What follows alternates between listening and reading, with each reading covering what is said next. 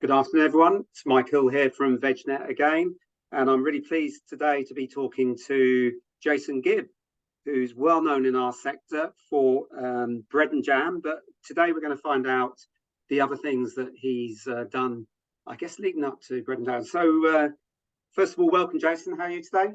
Yeah, very good. Lovely to be here, Mike. Excellent. Good. No, it's lovely to be talking to you. Now, I've been along to a few bread and jam events, as I'm sure a lot of people are going to be listening to this. But for those people that don't know about bread and jam and the concept, just give it to us in a nutshell. So in a nutshell, we support emerging and scaling food and drink FMCG brands through events, through networking, through meet the buyer sessions, through meet the investor sessions. Basically, the food and drink world is incredibly collaborative, and we get loads of people in a room together and do a load of peer-to-peer knowledge sharing. Excellent.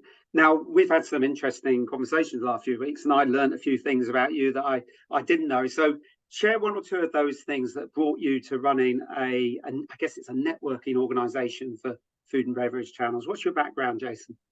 Well, so I have a background as a TV producer. I did that for 10 years. And then I came completely green into the food and drink world when me and my partner, we bought an abandoned olive grove in Italy.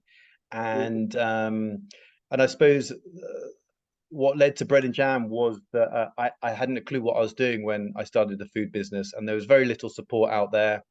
And it was always in the back of my mind to do something that supported early stage food and drink startups. I went to the first trade show I went to with my olive oil business. I was just astounded by how supportive and open the other store holders were with their knowledge and insight. And I thought, wow, one day I got to kind of harness that and Yep. get people sharing information and knowledge and intel. I think that's particularly true. I think it's generally true of the food and beverage sector, particularly true perhaps of the plant-based sector, where I guess a lot of them tend to be more mission-driven than other sectors. And with that knowledge, I mean, you get into contact with an awful lot of brands, but also buyers, industry organisations. What's your feel for what it's like out there at the moment for up-and-coming challenger brands? I would say it's pretty difficult. I would say people are still really pushing, really innovating, coming up with amazing new ideas. But obviously, the climate is difficult. It's harder than it was to get investment. The supermarkets, I think, are kind of being more cautious. On the one hand, they think, "Oh my God, we've got to find a point of difference and have some great innovation."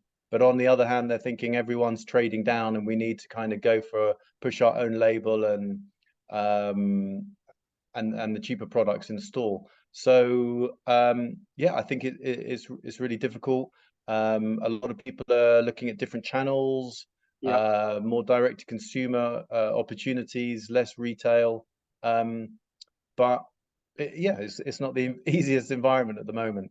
No, and I think in that sort of environment, it's even more important that we have events like the ones you put on, but also like Veg-net. So, just finally, great that you've agreed to come along and be a partner and support. And some people may think, well, hang on, these are two events businesses. We should be competing. But what sort of grabbed your imagination about what we're trying to do and what we've run successfully in other sectors and trying to do that in the plant-based sector? How do you think it can help the sector?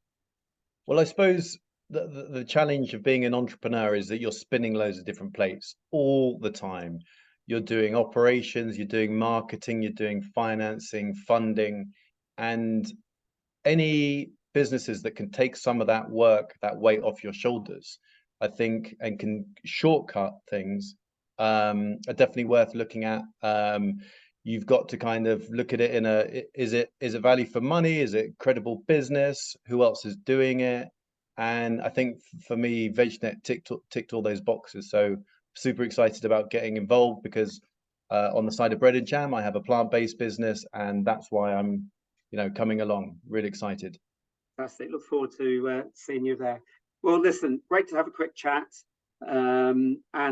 Yeah, hope things go well. I know you've got a forthcoming event. This actually will be going out before you. So give us a quick plug for that. It's a drink So summit, that's isn't a it, first one? one-day event focused on the drinks category, both alcoholic and soft, functional, milk, smoothies, juices.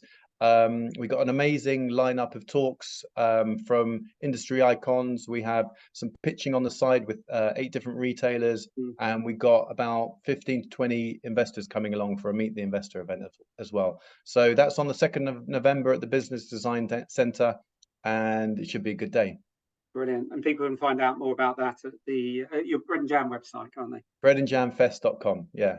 Excellent. Good stuff. All right. Lovely, Jason. Great to chat to you. Enjoy the rest of your day. Bye now. Cheers, Mike.